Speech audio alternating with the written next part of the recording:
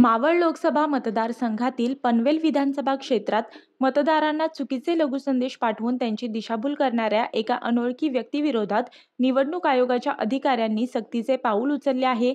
याबाबत पनवेल शहर पोलीस ठाण्यात रीतसर निवडणूक आयोगाचे काम करणाऱ्या पनवेल पालिकेच्या अधिकाऱ्याने तक्रार नोंदवली आहे। पनवेल शहर पोलीस ठाण्यात दिलेल्या अदखलपात्र गुन्ह्यामध्ये मतदार यादीतील जी नावे बाद झाली आहेत किंवा ज्या मतदारांच्या नावावर डिलीट असा शिक्का लागला आहे, अशा मतदारांची फसवणूक करण्याचा प्रयत्न एका अनोळखी व्यक्तीने केला आहे। ज्या मतदारांची नावे निवडणूक निर्णय अधिकाऱ्यांनी बाद केलीत, अशा मतदारांनी त्यांची जुनी मतदान कार्ड दाखवल्यास अशांना मतदानाची संधी मतदान केंद्रावर दिली जाईल असा लघु संदेश सर्वत्र पसरवण्यात आला।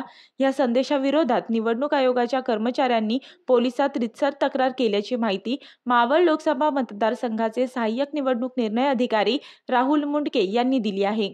ज्या मतदारांना निवडणूक यादीतून बाद केले आहे, अशांना निवडणुकीचा अधिकार नसल्याचे निवडणूक निर्णय अधिकाऱ्यांनी स्पष्ट केले आहे।